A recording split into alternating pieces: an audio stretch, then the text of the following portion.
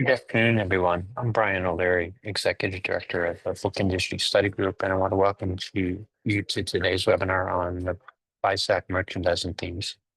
If you're familiar with them, you know that they date back 20 years or so, but we've been making significant additions to their themes over the last few years, and we've also think that they're a particularly powerful tool for marketing books in a variety of different ways. We're fortunate today to have Connie Harbison, who is both Director of Database Management at Baker and Taylor and Chair of the BISAC Subject Codes Committee, to kind of walk us through what merchandising themes are, how they work, and to take your questions at the end. You're welcome as Connie presents to add any questions you may have.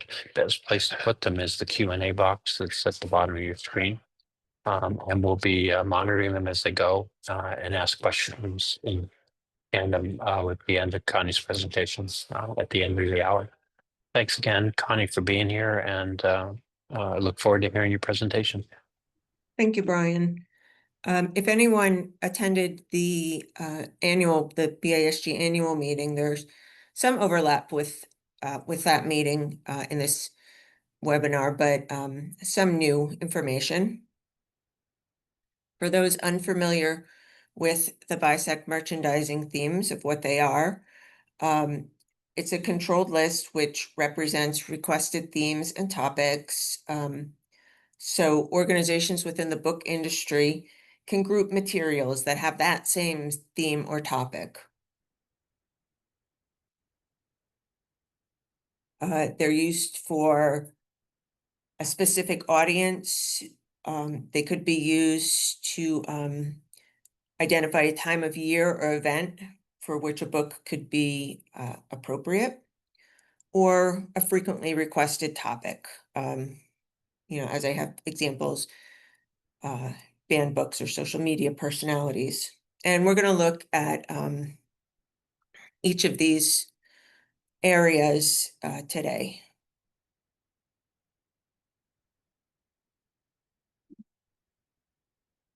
Some of the values of the merchandising themes is that they do improve discoverability, they optimize your book sales, and they allow you to pull together books with different subjects that have a common theme.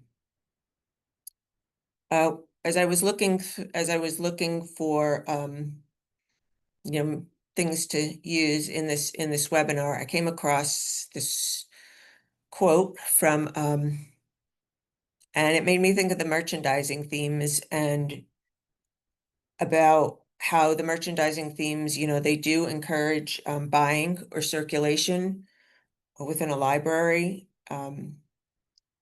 When customers see titles on a similar topic or for an event altogether, they might be more impulsive about purchasing or checking out titles for a library. I think the merchandising themes can also allow for promotion of a backlist, as you gather and put forward titles about a similar topic. And sometimes we have gotten questioned who actually assigns the merchandising themes. And I think the codes can be assigned by a publisher as they know how they want to market their titles. But I think they can also be assigned by booksellers or librarians as they know their customers and patrons the best. And again, I have some examples of, how some of that might fall into play.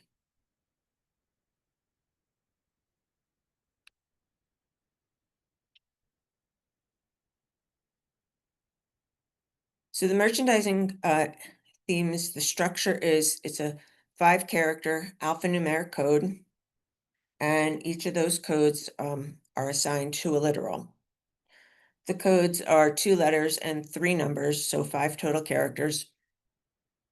And each high-level topic or theme has its own code, like ET for cultural heritage. There's 5 top-level themes, so in addition to that ET cultural heritage, there's EV for event, HL for holiday, PT for publisher type, and TP for topical.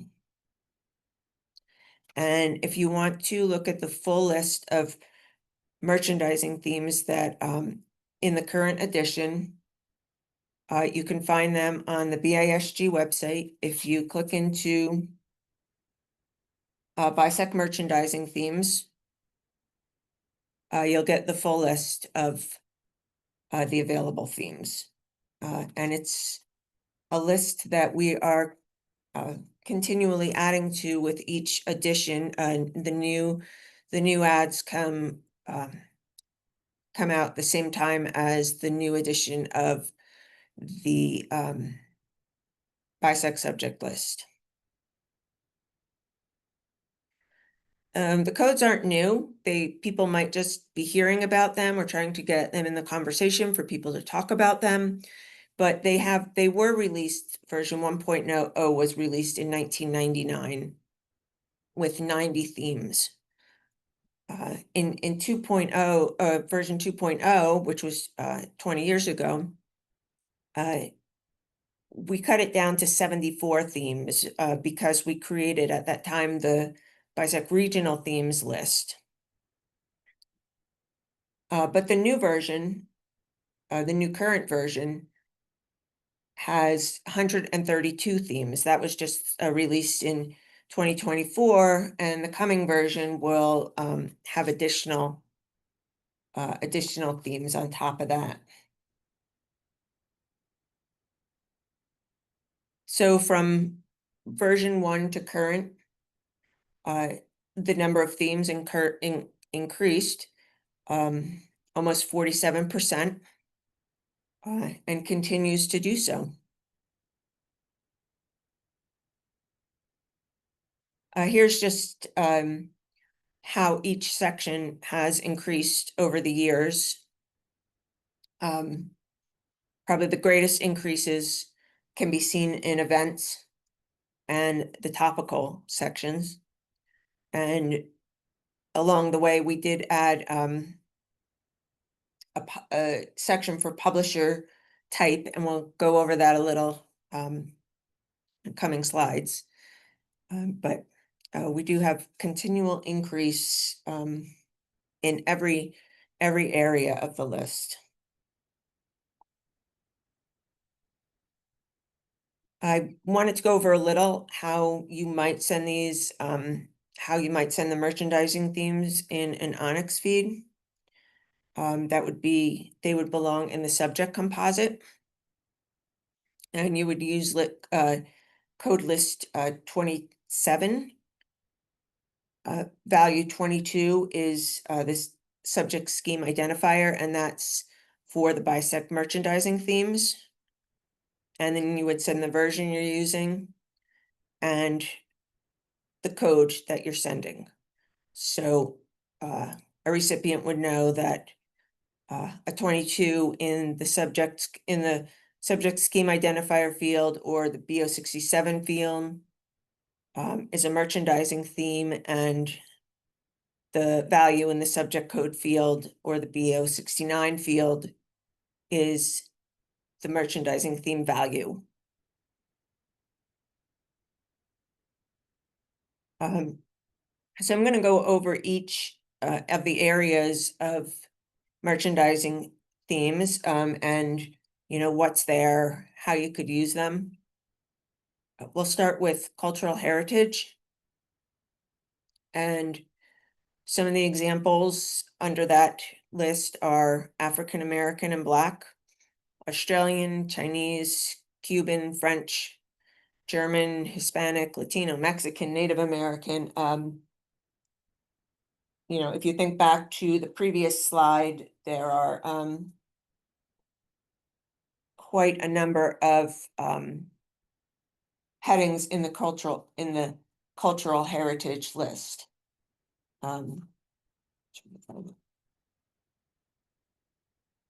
Right now, that stands at 41 different headings.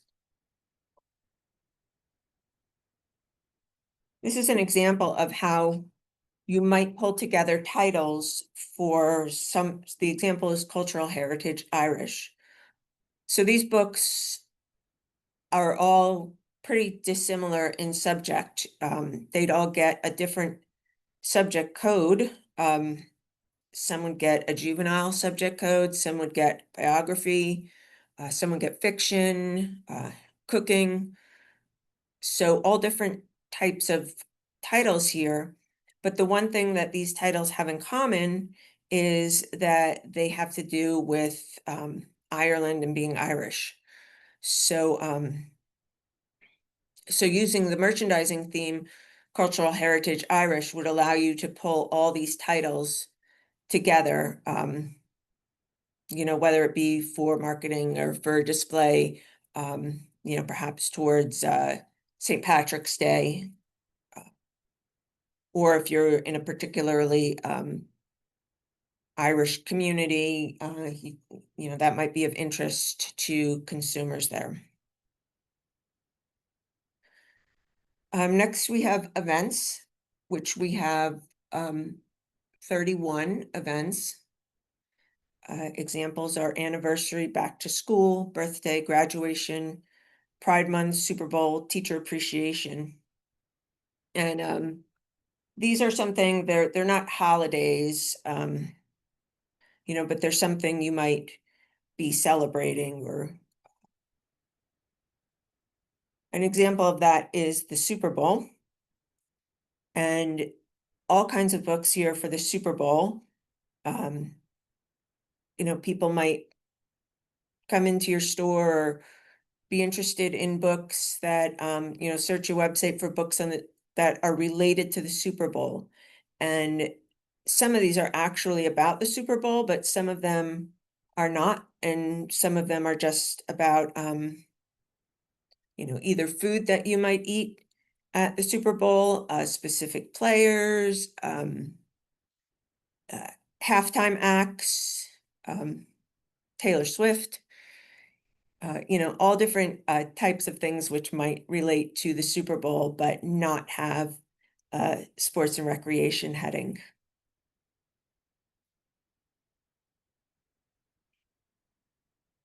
Holidays is a list that's increased quite a lot over the years. We're at 35 right now for holidays. And these include, Cinco de Mayo, Diwali, Election Day, which actually is today for primaries, Father's Day, Juneteenth, Lunar New Year, Rosh Hashanah, St. Patrick's Day, Thanksgiving, Valentine's Day, and many others. Here's an example of, books, titles that you could pull together with Juneteenth. Again, these are all different topics. There's children's, there's adults, there's fiction. If you found, say, a graphic novel, you could include that, and anything that like it would be either the publisher's decision to think, oh, this is related to Juneteenth, on a title that might not be called Juneteenth, or something like on this example, Janie's Freedom, that might be a new release by a publisher and can be marketed as being related to Juneteenth or being of interest to that holiday, people interested in that holiday. Another example is Father's Day. And like the Super Bowl, Father's Day is something that you can just bring together all kinds of different things because, there's not a lot of books that are specifically about Father's Day, perhaps juvenile titles, but it would be things that would be of interest to, dads as gift books. So all different things, golf, fiction, cars, I think I have cars on there.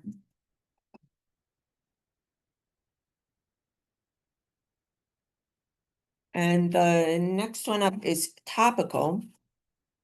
And Topical is, I think we're at 22. We have 22 headings, and these are like interest groups, area, or it could be people who have, books that are geared towards people who have a specific interest, or, there's just a specific topic that they're looking for where there's not really a BISAC subject. There's not a BISAC subject for banned books. So this allows you to use that as a code to bring those books together. So some of the topicals, as I've listed here, are banned books, Christian interest, coming of age, inspiration, LGBTQ plus interest, own voices, social media personalities, teen interest, and women's interest.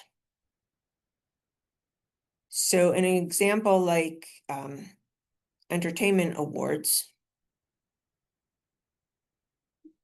these are titles, they're not necessarily about the awards, but there's something, they are related to some topic that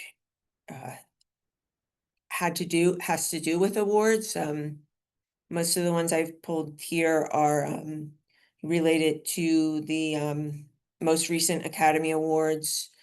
So we have Inside Out, we have books on, history of Oscar, we have The Talent, which is a fiction book about the Academy Awards, games and activities, the word search, juvenile titles, all different types of titles here, could go onto, say, a display about the entertainment awards, or the Academy Awards or Grammy Awards, whatever's coming up at that time. So one example, I had an example of, how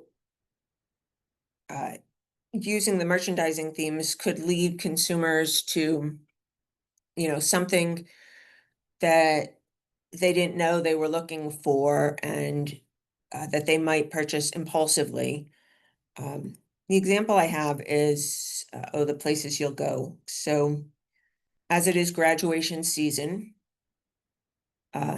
people will probably be looking for Oh, the Places You'll Go as a gift to a graduate. But how the graduate might get, a half a dozen of these. So, you might want to think about, or a customer might want to think about, oh, what other titles, besides, besides this are appropriate for a grad? And, could lead the customer towards various backlist titles, that you might want, new releases, whatever might be related to graduation. So these are some of the examples of titles that, are also appropriate for a graduate if you, wanted to give them a children's book, say, with knowledge about the future, or inspirational advice about the future. These are other titles besides Oh, the Places You'll Go, that would be of interest, and that someone might not think of traditionally. But or say your targeted consumers are local to an area.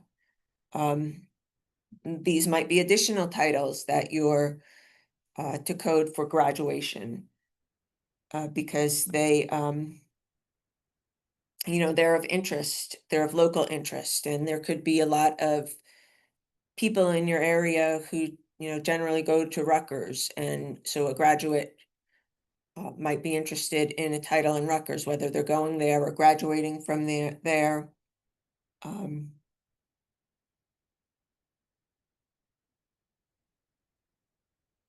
And we talked about at the annual meeting, for those present, that it's easy to get started, to start using the merchandising themes, you know, for publishers, say, if you created a mapping from BISAC, it would be high level.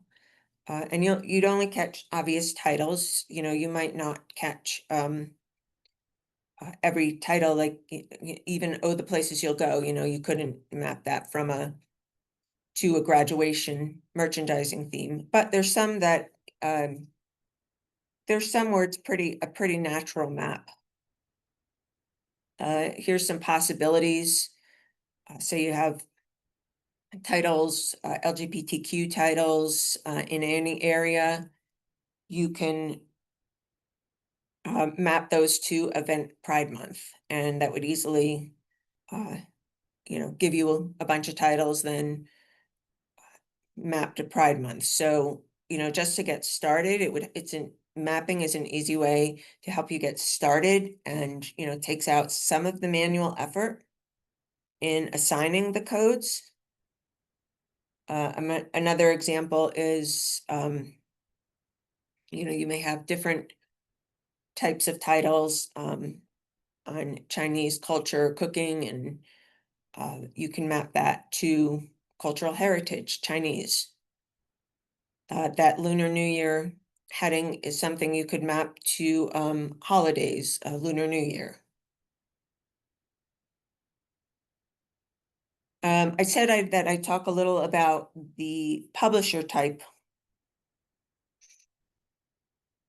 area of the merchandising themes. There's only 3 headings in this publisher type. These were added as a request from the Independent Book Publishers Association, as a way to kind of track sales, you know, what kinds of the sales of, say, for them, especially independent publishers, or but they can also be a way to spotlight different publishers, say within your community, say from a certain region. For example, you know, you can map the publisher type to specific publishers. So if you are in New Jersey, you might want to, you know, spotlight for academic and university presses, you know, those that are in New Jersey. For independent, you might want, you know, a bookstore might want to spotlight independent independent book publishers within the area, and, you know, could assign the publisher type independent code to those publishers.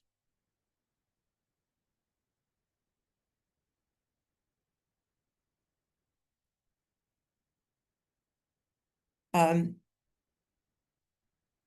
have some user feedback to share. I guess I've gone a little faster than I intended, but hopefully there's a bunch of questions, but we'll have a lot of time for questions. So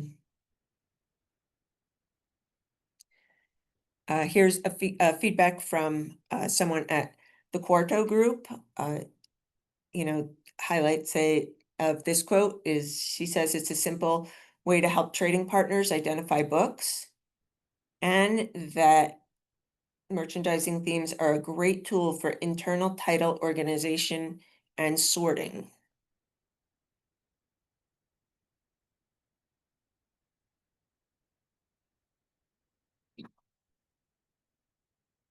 And additional user feedback. This is from BookNet Canada, and some highlights of what they've said is, the merchandising themes identify books that are thematically linked, even though they may cover vastly different genres or subjects. And the more data suppliers who support merchandising themes, the more robust the list of titles available for downstream trade partners, and the more value for consumers and readers. So in order for these codes to get traction, for everyone to see their value. People have to start using them, publishers start using them, libraries, bookstores. So that is, I didn't expect it to be that quick, Brian. But we have plenty of time for questions. And I thought I saw a couple things come up in the chat. There are, and we have several questions as well. One thing that I just wanted to touch base with you is that would you be willing to share your presentation after the webinar wraps up? Because some folks have Yes, asked for a copy.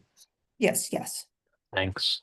And the other question that was in the chat that I just wanted to capture was, do we have an existing BISAC to merchandising teams map? And we don't. I think that that's kind of an individual decision on the part of a publisher or for that matter, a retailer. I think so too. As I said, there's some very obvious ones that you can do, but some are not clean maps or not so obvious. So but I would say, yeah, that they would, a map is just a suggestion for how to get you started and how to take away some of the manual work. But Right. yeah, but there's no official mapping. And it also is a vehicle, merchandising themes are a vehicle to increase discovery of books that you might not otherwise have anticipated. So if a publisher knows a lot about the content and said this would be perfect for this merchandising theme, it adds to the likelihood that a retailer is going to discover and display that book. The one question that did come up and it's been answered by Anna is does CoreSource have a field to put the codes? And Anna added in the chat that it's CoreSource does have the ability to support the codes right now. I'm going to just start at the top and kind of walk through some of the questions directly. So one is how might self-publishers using Amazon's Kindle Direct publishing program for ebook and print use merchandising themes to maximize their discovery and sales.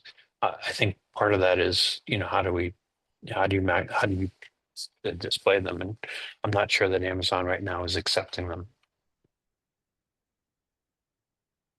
I'm not sure either, but that would be like something, if Amazon were accepting them, that would, they would be able to pull together self-published. That's in the publishing publisher type category, Right. and in self-published. So yeah, there's a way to do it, but people just And part of our outreach effort on the part of BISG and your work in the subject codes committee is to increase uptake by both publishers and retailers.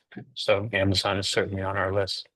In a related way, somebody's asking, would you expect a single ISBN, a single title to have multiple merchandising codes? yes.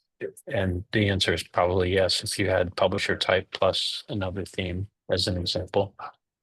Yeah, I mean, you can have a title going back to LGBTQ. You can have on that, there's a merchandising theme for LGBTQ interests. There's one for Pride Month. I can't think of another off the top of my head, but and say that was by an independent publisher. So right there, that would be, potentially 3 for that title. So And at the moment, we don't have a limit. We don't recommend, as we do with BISAC codes, that we try to think of 3. yeah, because they're not, they're not really what the book is about. They're just pulling the books together, to say like, oh, this might be of interest to someone who wants books on the Academy Awards or wants books for Father's Day. It's just a way to pull them together. So it kind Right. of modifies the subject.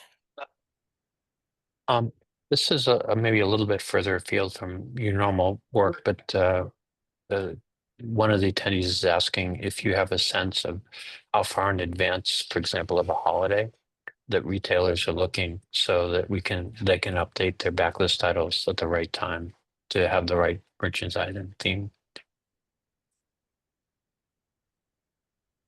That I don't know. Yeah, I don't, sorry, I don't have the answer to that. That's okay. And what I would suggest, if there's anyone on the call today listening to Connie, who works as a retailer, and you want to put a suggestion about a lead time on the chat, please do, and we'll pick that up. Um, the there are actually two questions kind of in with different angles, but one was, are there benefits to using the same type of code for both BISAC subject codes and merchandising themes? And the example here is ET020, which is cultural heritage, African American and Black, and then juvenile fiction, African American and Black. Or are there drawbacks? Is it better to diversify, or is it better to have overlap? I think personally, I think it would be better to have overlap. Say there could be a book that, again, I'll go back to LGBTQ interests, because they're always the ones that I can think of as off the top of my head. But we have a lot of headings in the BISAC subject list for LGBTQ topics, in probably almost every section. And we've gotten complaints that some of the titles in some of the sections have, talk about LGBTQ topics from a negative aspect, from a, a point of view that you don't necessarily want to see there. And while they're still about that topic, so they would fall under that BISAC heading, you probably don't want those to highlight those, or under some kind of Pride Month display. So having, if you put LGBTQ on the records you want to highlight and not on the records you don't want to highlight, the subjects would overlap, because some you'll have the merchandising theme and the subject, and some you'll just have the subject because you don't want to highlight those. So I would say there is a benefit in putting both on, in that you'll get the titles that people on that topic would be most interested in. Yes.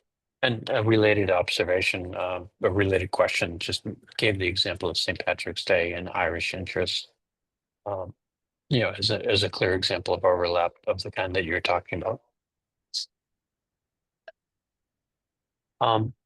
A perspective on your part on how many retailers are currently using merchandising themes today. I think we know of at least one, and we're always working to make the number bigger. Yeah, one large retailer is taking them, not displaying them yet on their website or to customers. More of an internal use, and a couple publishers that I'm aware of that I've talked to people. One being Cordo, which who the person gave a quote for this webinar. I think Macmillan has tried to start using them. I don't know how much success they've had, how much they're sending them, but I think they're trying to start using them. So there's been a little adoption of them, but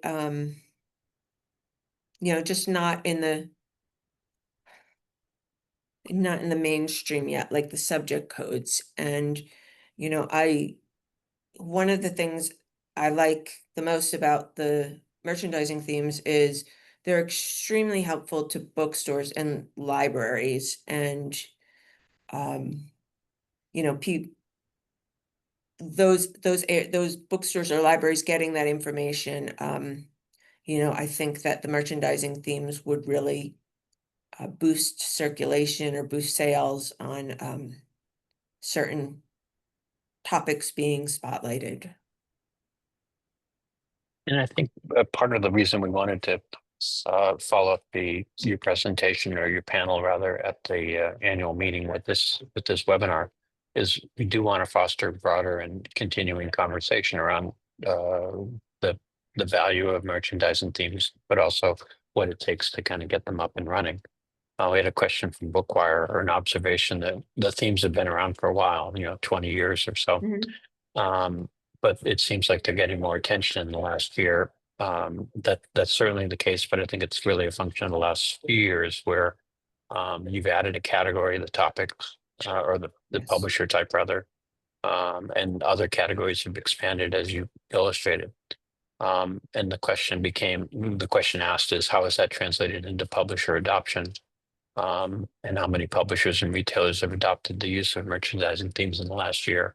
And I think, we know about Barnes and Noble, but we also are trying to foster a conversation to get more folks to do it because we think it's going to help retailers sell more books. So, Someone asked about graduation day, right. what that event, I think the event is just graduation. It could fall under any graduation. There's no restriction on it. I think I mentioned when I showed the Rutgers books, perhaps college, somebody graduating from Rutgers would be interested in one of those titles. There were some Rutgers history books, and so yeah, they could absolutely be used for any type of graduation. Even if there was something like if you had sometimes there's titles, children's titles on kindergarten graduation, even even a kindergarten graduation it could be used on. Because it's Yeah, really and the season, it's the right. graduation season. The thought is that it's the graduation season that you'd be spotlighting, so it would be books appropriate for any type of graduate. And if you All went types of to graduates. whether it's an independent retailer, a Barnes and Noble store, another chain, um, that they're going to have a good sense of who's coming into the store and what kind of tables or displays that they would want to put together if it's a physical bookstore. And something similar is true for merchandising online. So it's essentially it's an effort on the part of a publisher to provide information to a retailer to have them make a better decision about what books to include for the audiences that they expect. So, is a kind of a broad question, like how far afield should one go with merchandising themes? The specific example offered is a publisher with titles that are loosely related to Earth Day. Would hiking guides be appropriate for Earth Day, or should they stick closer to books that are more specifically about the environment and conservation? I think it would be, you know, the publisher's call, whether that could be appropriate for, whether a title could be appropriate for Earth Day or not.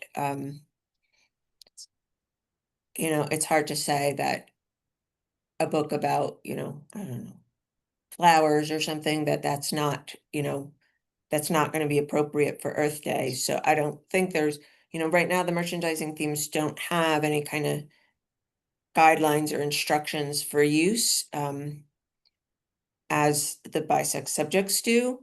And one of the things that we mentioned at the annual meeting was that, in order to create best practices, we have to see how people are misusing the codes and how, it may be wrong to, they may be doing something incorrect or something we don't expect them to be doing.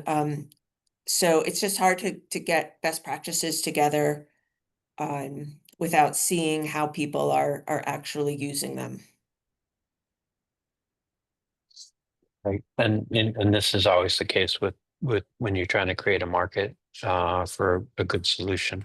there has to be both support on senders, support on receivers, and then the intermediaries, the systems that people use, that organizations use to send metadata, have to support it as well. This is actually, Connie, I think this might be a question for me, but somebody's asking, as part of the push for adoption, has BISG considered working with IBPA or Bookshop to collect data on how many indie stores are using the codes? And with the argument that that might be persuasive to publishers, even if the bigger players aren't moving to adopt the codes at this point. Certainly it's the case that we worked closely with IBPA, the Subject Codes Committee, probably more than any other place has been actively engaged with representatives from IBPA on updates to the subject code list. And of course, you gave the good example of adding publisher type, which really started with IBPA a few years ago. Yes. So I would say, yeah, absolutely. That's a really good suggestion, and we'll take that to heart.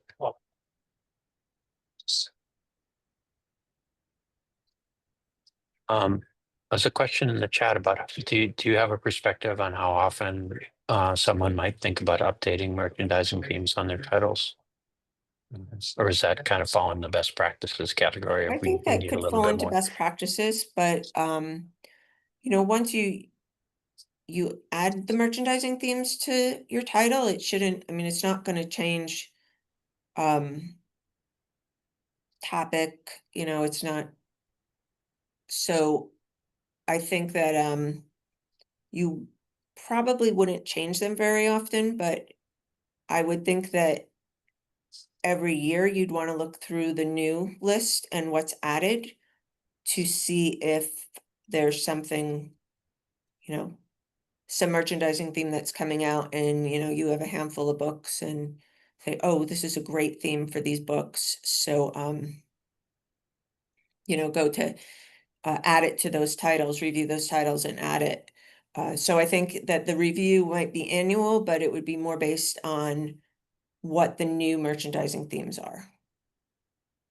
Sure. And I think it's also the case with that we, for subject codes as well, is that we do recommend periodically just going back and taking a look at your metadata and making sure that the subject codes that you have are the best ones, in part because the environment does change, but also so does the code list. There may Yes. be a better code for you in that case, and the same thing might be true of merchandising themes.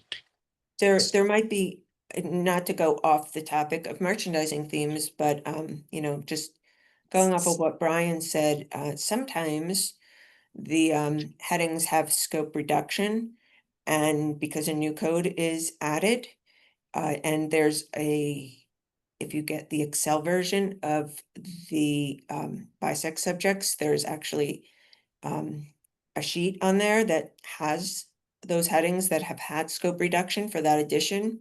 So that's another reason why you might want to look relook at some of your titles to see if any of them, if the BISAC is now wrong or not so right on the topic on your books because something new or something changed, a literal changed. Yeah, I mean, in any given year, there are several dozen to more than 100 changes in the code list. So it's always worth taking a look and getting a good sense of it. There's a question you talked about at the beginning of your remarks, a retailer assigning merchandising theme as a possibility. But the question is, how does a retailer do that when when the metadata is typically managed by the publisher, not a bookseller? I would think that a publisher or that a bookseller is taking a publisher's metadata in, and if they had a field for merchandising themes, would have the ability to edit that field. So could add them in, so you would have the ones coming from a publisher's metadata as well as adding ones in that might be, as you said, specific to your community or, this on titles, as I said, for graduation, the Rutgers ones, they might not come in with graduation because the publisher doesn't think that, but a bookseller might think, yeah, I want to display these. I want to, you know, call these out for graduation. So, I mean, I don't know every bookseller's system, what every bookseller's, you know, capable, what capability their database has, but Barnes and Noble is a bookseller and they're taking them. So, you know, it is, the booksellers can, I think they can assign them, but Yeah, again, it would be the limitations of your system. and ultimately, each chain and or independent retailer is going to make decisions about what they display. So, to the extent that they take what a publisher says and then think about it and perhaps assign things on, on their own level, is something that we have yet to work out. I mean, this is that would be an ideal environment for us to figure out best practices. So, um, I'm just gonna read Anna's question. They're not tracked yet, but in future editions, there will be an ad change list. I haven't done one in on past editions, but now that we are kind of trying to call out the merchandising themes more, I'm going to include it on the 2025 edition. and we're going to volunteer Anna to help get that posted on the BISG website. It's actually really useful for folks who don't know the BISAC subject codes. Each year there's a change list that is posted as part of the update. It's both available for the download, but it's also posted on the BISG website. Question, are you thinking about adding the merchandising themes to the BISAC to thema mapping, or is it that's something that's kind of separate for subject codes? Not at this time. Yeah. One thing I wanted to draw you out a little bit on, because I think it shows the flexibility, not just of merchandising themes, but of the subject codes committee more broadly. So if you wanted to talk a little bit about how IBPA approached you to add a publisher type, because that was non-merchandising theme. And you know, we had to think it through in the committee over the course of a meeting or two. But I think it shows how you can, you know, both the themes and the committee are quite responsive to what the market requires. Yes, the representatives from IBPA, you know, they arranged to come to a meeting with a presentation on why they thought it was, or that they wanted to track independent publishers. This, you know, they wanted that, the ability to do that. And, you know, through that discussion, we came up with the three publisher, you know, adding publisher type, and the three that we have now, you know, the three that we've added, uh, self-published, academic and university, and independent. So, you know, it stemmed, that whole section stemmed out of a request that, that they came to us, the committee, with. Right. And the interesting thing too is that they started out saying, you know, we need help to be able to identify independent presses because they're not commonly known. And the committee extended that to say, well, what other types of publishers would benefit from being able to be grouped, and added university presses and independently published work in tandem. And I think that is it's a telling story because one, it's a very open process. You know, good ideas come to us and they get discussed and sometimes debated. But it's also the case that somebody will ask, well, what else? Who else would benefit from this? You know, what other kinds of functionality can we provide through the code list? And that shows up in almost all of the conversations that we have within our subject codes committee efforts. So Yeah.